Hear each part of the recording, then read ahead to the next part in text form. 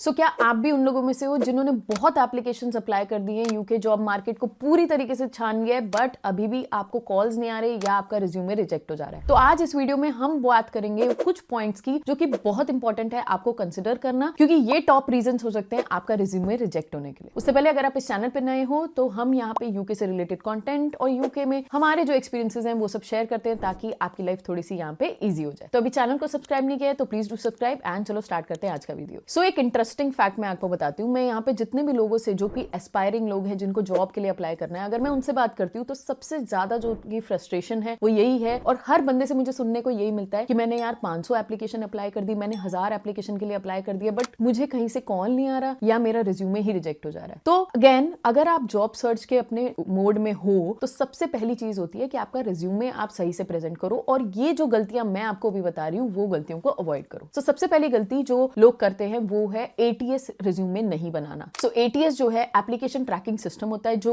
अब यहाँ पे मोस्टली कंपनीज यूज कर रही हैं। तो 90% ऑफ द केसेस में अगर आपका रिज्यूमे पहले ही रिजेक्ट हो जा रहा है दैट मींस एटीएस ने उसको रिजेक्ट कर दिया है। तो मेक श्योर कि जब भी आप अपना रिज्यूमे सबमिट कर रहे हो या अपना रिज्यूमे बना रहे हो तो यू वेरीफाई कि आपका एटीएस स्कोर कितना है, और उसी के हिसाब से आप अपने रिज्यूमे को अलाइन करो ताकि आपका फर्स्ट चेक में वो रिज्यूमे एक्सेप्ट हो जाए। दूसरी और बहुत इंपॉर्टेंट गलती जो लोग करते हैं वो है लैक ऑफ टेलरिंग। तो बेसिकली अगर आप रिज्यूमे एक जॉब एप्लीकेशन के लिए बना रहे हो तो आपको दूसरी जॉब एप्लीकेशन के लिए उसका जो जॉब डिस्क्रिप्शन है उसको पढ़ के ही थोड़ा सा टेलर मेड रिज्यूमे बनाना पड़ेगा। दैट मींस कि आपको उसके कीवर्ड्स देखने पड़ेंगे, वो जॉब की क्या रिक्वायरमेंट्स है, क्या आपके रिज्यूमे में वो कीवर्ड्स है या नहीं है, ये जरूर डालना इंपॉर्टेंट है। क्योंकि क्या होता है, हम यूजुअली एक रिज्यूमे बना के सोचते हैं कि हम 100 एप्लीकेशन अप्लाई करेंगे, हम 500 एप्लीकेशन अप्लाई करेंगे, बट ऐसा वर्कआउट नहीं करता। ये सिस्टम्स ऐसे स्मार्ट होते हैं कि वो चेक कर लेते हैं कि आपका जो रिज्यूमे है उसके कीवर्ड्स मैच कर रहे हैं या नहीं कर रहे हैं। सो मेक श्योर कि आप हर जॉब डिस्क्रिप्शन के हिसाब से एटलीस्ट कीवर्ड्स पिकअप करके अपने रिज्यूमे में जरूर डालिए। थर्ड और मेजर गलती जो कि हम देखते हैं सारे रिज्यूमे में वो ये होती है कि लोग हमेशा ये लिख देते हैं कि मैंने ये रोल थे, मेरा ये रिस्पॉन्सिबिलिटी थी, rather than giving your accomplishments। So basically यहाँ पे लोग ये देखना चाहते हैं कि अगर आप जैसे फॉर एग्जांपल सेल्स में हो तो आपने कितने % की सेल्स इंक्रीज करी या आपने क्या ग्रोथ करी उस कंपनी में। आपको ये अकम्प्लिशमेंट्स जो आपके हैं या अचीवमेंट्स आपके हैं वो मेंशन करने हैं rather than your roles। तो जो आप डिस्क्रिप्शन लिखते हो अपने रिज्यूमे में जब आप जॉब के लिए अप्लाई कर रहे हो तो मेक श्योर कि वो आप डिस्क्रिप्शन 100 बार पढ़ो और तब आप उसको समझो कि आपने उसमें लिखा क्या है। अगर आपको लगता है कि किसी को रीड करके मैं यहाँ पे एक्साइट नहीं करूंगा इन द सेंस कि उसको लगे कि हाँ भाई ये बंदा है, अगर मैं इसको लेता हूँ इसने 20% ग्रोथ करी है अपनी कंपनी में तो हमारी कंपनी में भी ये ग्रोथ करवा सकता है, ऐसे करके अगर आप उनको एक्साइटमेंट नहीं जगाओगे तो वो आपका रिज्यूमे रिजेक्ट कर सकते हैं। उसके बाद जो एक मेजर मिस्टेक है वो है कि आजकल बहुत ही शॉर्ट एंड क्रिस्प या तो फिर बहुत ही लॉन्ग रिज्यूमेस की बात हो गई है। तो हमें शॉर्ट एंड क्रिस्प रिज्यूमे बनाना है which is very clear, but again it should not be too short और टू लॉन्ग। अब फॉर एग्जाम्पल आपको 20+ ईयर्स का एक्सपीरियंस है और आप 1 पेजर बहुत ही छोटा सा या हाफ पेजर या 3/4 पेजर का रिज्यूमे अपना सबमिट करते हो जिसमें आप कुछ मेंशन ही नहीं करते हो ज्यादा, तो वहां पे वो देख के भी आपको रिजेक्ट कर देंगे। क्योंकि ऐसा नहीं है कि वो बोलते हैं कि 1 पेजर इज डेफिनेटली रिकमेंडेड, अगर हो सकता है आप 1 पेज में उसको स्क्वीज करो, but depends on your experience. आपको इस चीज का ध्यान रखना है कि आपका रिज्यूमे ना ही बहुत छोटा होना चाहिए ना ही बहुत लॉन्ग होना चाहिए। ऐसा भी नहीं है कि आप 10-20 पेजेस का या 3-4 पेजेस का बना दो। मैक्सिमम वी रिकमेंड 1 पेजर और 2 पेजर का आपका रिज्यूमे होना चाहिए। अगेन जो नेक्स्ट कॉमन मिस्टेक होती है वो है टाइपो एंड ग्रामेटिकल मिस्टेक। तो यूजुअली लोग क्या करते हैं कि जल्दी से हमने चैट जीपीटी से अपना रिज्यूमे बना लिया, उसमें कुछ चीजें डाल के, एंड फाइनली जब आपको रिव्यू करना होता है तो वहां पे कुछ चीजें फॉर एग्जाम्पल एक स्पेलिंग आपने गलत मेंशन कर दी। अब अगर वो रिक्रूटर ने या आपके हायरिंग मैनेजर ने पढ़ ली तो आपके लिए पहले ही वो एक नेगेटिव